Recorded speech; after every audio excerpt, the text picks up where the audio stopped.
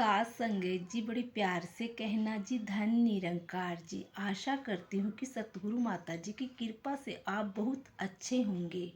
आज मैं सभी के लिए एक नई साखी लेकर आई हूँ जी।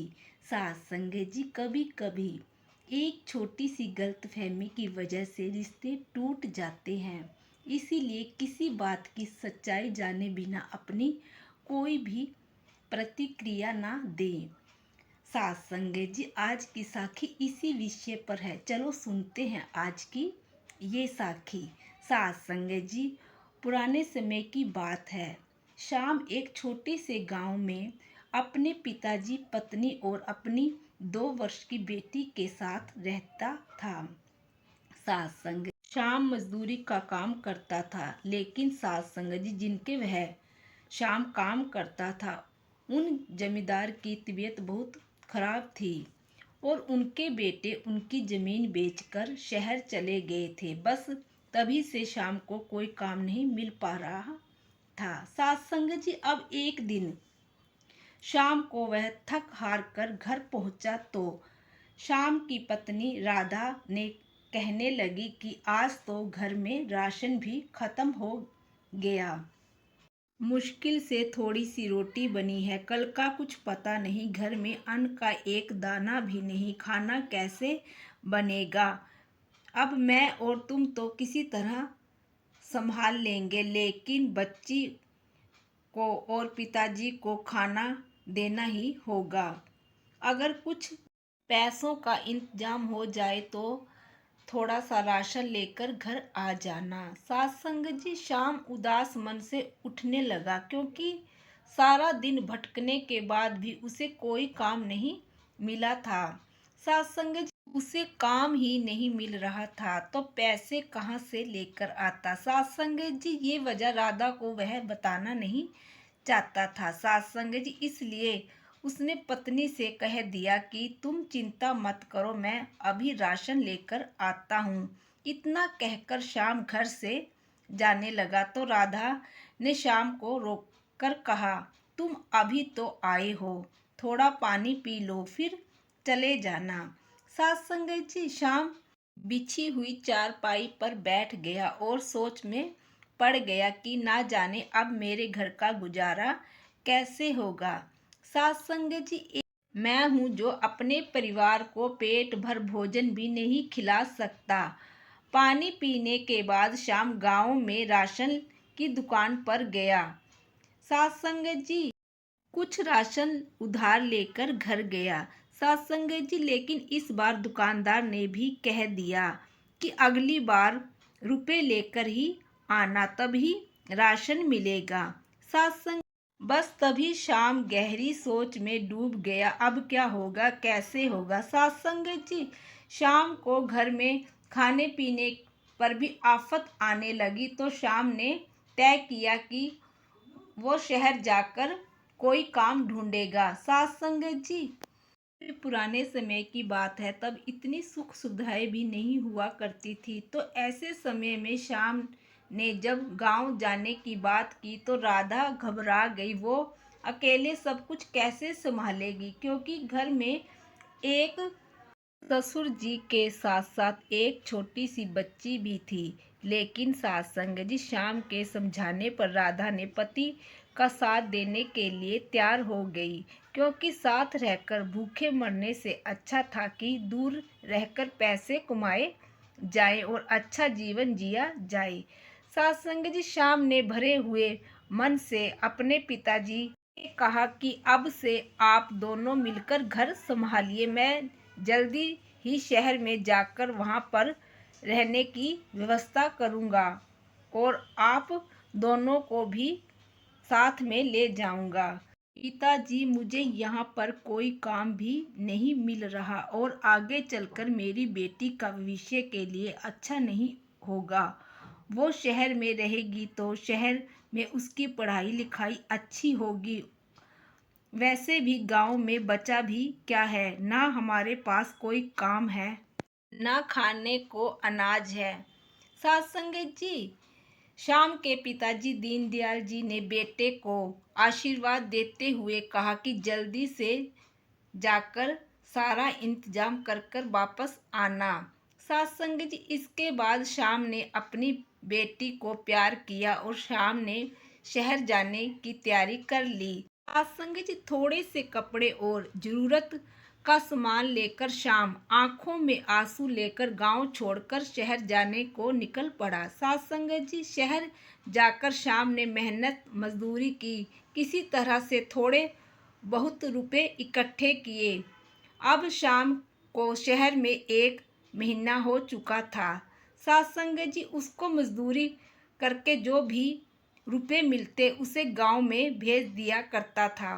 सत्संग जी उन्हीं रुपयों से शाम की पत्नी राधा ने थोड़ा राशन का सामान खरीद लिया। शहर में काम करते हुए शाम एक अच्छे काम की तलाश में था और जल्दी शाम को एक अच्छा काम मिल गया। शाम का काम पक्का हो चुका था, लेकिन वेतन मिलने में 1 महीना लगना था। बड़ी मुश्किल से शाम ने 1 महीना पूरा किया। जब उसको वेतन मिला तो उसने वो रुपए गांव में भेज दिए। संग जी अब तो हर महीने वही बात हुआ करती थी। हर महीने शाम मन लगाकर काम करता, जो भी रुपए मिलते वो गांव में भेज दिया करता था। सत्संग इसके साथ साथ शाम अपनी थोड़ी बहुत बचत करके अपने पैसे भी जमा कर रहा था।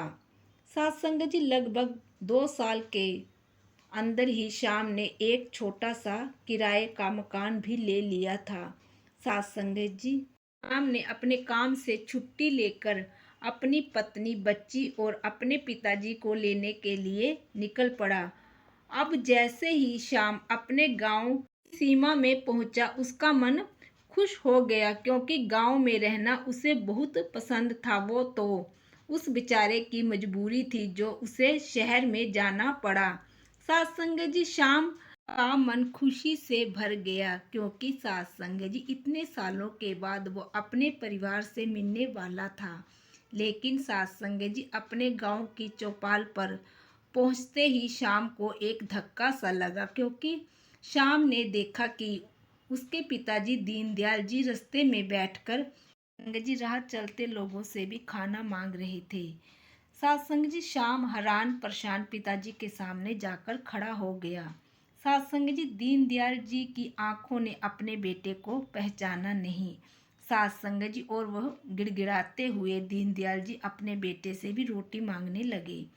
सत्संग जी अपने पिताजी की यह हालत देखकर शाम की आंखों में आंसू आ गए। फिर घर पहुंचकर शाम ने अपनी पत्नी को आवाज लगाई, कहाँ हो तुम?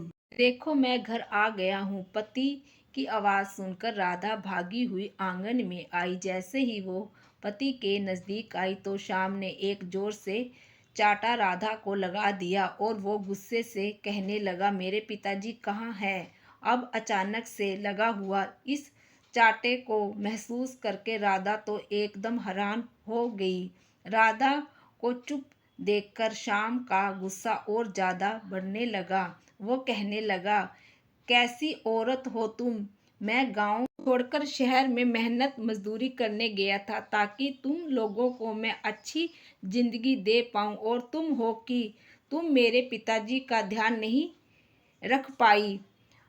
सत्संग जी राधा खुद को संभालते हुए बोली, ये आप कैसी बात कर रहे हो? जब से आप गए हो तब से पिताजी का ध्यान मैं ही रखती हूँ, और देखो वो अपने कमरे में बैठकर खाना खा रहे थे। थोड़ी देर पहले ही तो मैंने उन्हें खाना देकर घर के कामों में लगी थी। मैं बच्ची को ही सुला रही थी।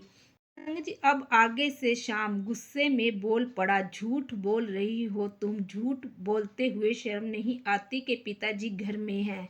पिताजी तो रास्ते में बैठकर लोगों से भीख मांग रहे थे।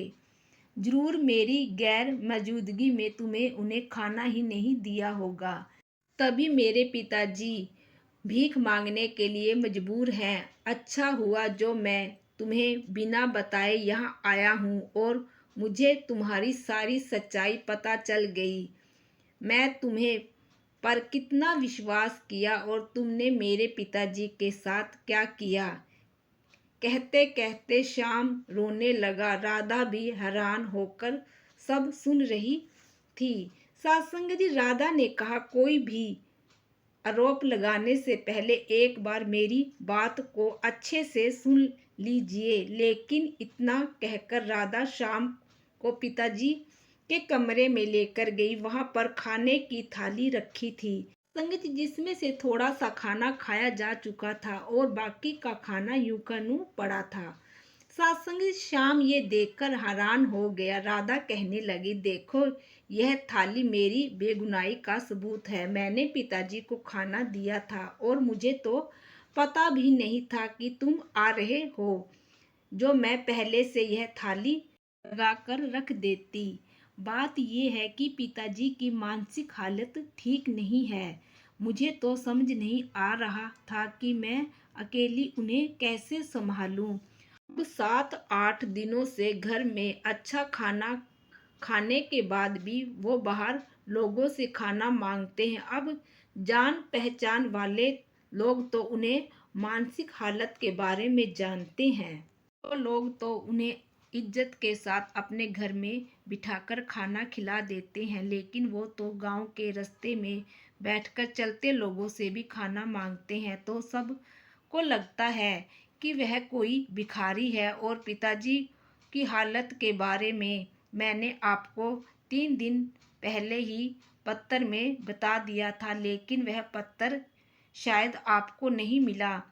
अच्छा हुआ कि आप यहाँ पर आ गए। हमें पिताजी को अस्पताल में दिखाना होगा। आपको सोच भी कैसे लिया कि मैं पिताजी के साथ ऐसा व्यवहार करूँगी, खाना पीना नहीं दूंगी। मेरी भी बेटी है। कल को जब मैं बूढ़ी हो जाऊंगी और मेरी बेटी बड़ी हो जाएगी तो वो मुझसे क्या सीखेगी? वो भी फिर ऐसा ही करेगी तो मुझे कितना दुख होगा। अपने भविष्य को सोचते हुए मैं कभी बड़े बुजुर्गों के साथ बुरा नहीं कर सकती, क्योंकि कल को मुझे भी बुजुर्ग होना है। और अगर आज मैंने अपने कर्म खराब किए तो कल को फल मुझे ही भोगना पड़ेगा। और आपको सच्चाई जाने बिना गलत फहमी का शिकार होकर मुझ पर हाथ नहीं उठाना चाहिए था। सत्संग जी, राधा कहने लगी, इसी बात का मुझे सबसे ज्यादा दुख है। सारी सच्चाई जानने के बाद श्याम घर के आंगन में बैठ गया। तभी राधा ने कहा कि पिताजी कहाँ हैं? अब उन्हें साथ लेकर नहीं आए। श्याम को याद आया कि उसने अपने पिताजी को बाहर बने हुए चबूतरे पर बिठा दिया था। वह पिताजी के पास गया तो उसने देखा कि पिताजी वहां नहीं थे। सत्संग जी, श्याम अपने पिताजी को ढूंढने के लिए गांव से निकल पड़ा तो उसने देखा कि उसके पिताजी पड़ोस के घर के आंगन में बैठे हुए खाना खा रहे थे। यह देखकर श्याम को तसल्ली हुई। संजय जी, पड़ोस के काका कहने लगे, बेटा तुम कब आए? अच्छा हुआ तुम गांव आ गए। देखो ना, तुम्हारे पिताजी कैसी बातें करते हैं। तुम्हारी पत्नी तो तुम्हारे पिताजी का बहुत ध्यान रखती है। तुम्हारे पिताजी की हर इच्छा पूरी करती है। खाना पीना भी इनकी पसंद का बनाती है। सत्संग जी, फिर वह कहने लगे, ये घर घर जाकर खाना मांगते हैं। हमें तो इनकी हालत देखकर बड़ा दुख होता है। पहले तो ये अच्छे भले थे, ना जाने इन्हें क्या हो गया। तब जाकर शाम को सारी सच्चाई पता चली। सत्संग जी, श्याम सोचने लगा कि मैंने बेकार में ही अपनी पत्नी पर शक किया। सच में इंसान गुस्से में इतना अंधा हो जाता है, और कभी कभी जो दिखाई देता है तो उसके पीछे की सच्चाई को जानने की कोशिश ही इंसान नहीं करता और तुरंत ही फैसला लेकर गुस्से में गलत कदम उठा लेता है। श्याम पिताजी को लेकर घर पहुंचा। तब दीनदयाल जी को एहसास हुआ कि उनका बेटा घर आ गया है तो वो बहुत खुश हुए। उन्होंने बेटे का चेहरा देखा, उनकी आंखों में आंसू आ गए। श्याम अब अपने पिताजी को उनके कमरे में आराम करने के लिए कहकर राधा के पास गया। राधा अपने बेटी को खाना खिला रही थी। अंग्रेजी श्याम ने हाथ जोड़कर राधा से माफ़ी मांगते हुए कहा, मुझे माफ़ कर देना। मैंने यूं ही तुम पर हाथ उठा दिया। उसे देखकर यूं ही लगा कि जैसे तुम्हारी वजह से मेरे पिताजी भीख मांग रहे हैं, इसीलिए मैं ये सहन नहीं कर पाया। मैंने शहर में सभी के लिए रहने का इंतजाम कर लिया है। अब हम शहर जाएंगे, वहीं पर पिताजी को डॉक्टर को दिखाऊंगा और आप सभी को भी यहाँ रहने की कोई ज़रूरत नहीं। सत्संग जी, राधा ने भी पति को माफ़ कर दिया, क्योंकि जो भी हुआ वह गलतफहमी की वजह से हुआ था। सत्संग जी, 3 दिन के बाद शाम अपने परिवार को लेकर शहर चला गया और अपने पिताजी को लेकर डॉक्टर के पास। इलाज शुरू हुआ। धीरे धीरे श्याम के पिताजी ठीक होने लगे। श्याम भी खुश था। संग जी, उसने अपने परिवार को एक अच्छी जिंदगी देने की शुरुआत कर दी थी। सत्संग जी, कभी कभी गलत फहमी की वजह से इंसान गुस्से में पागल हो जाता है। वो सच्चाई देख नहीं पाता, लेकिन बिना किसी बात की सच्चाई को जाने बिना कभी किसी को प्रतिक्रिया ना दें। सत्संग जी, ऐसे करने से आपके जो अच्छे रिश्ते होंगे उनको टूटने की संभावना बढ़ जाती है। इसलिए पहले बात को अच्छे से जानिए और फिर कोई प्रतिक्रिया दीजिए। सत्संग जी, अगर आज की साखी अच्छी लगी हो तो वीडियो को लाइक शेयर करना ना भूलिए जी। सत्संग जी, बड़े प्यार से कहना जी। धन निरंकार जी।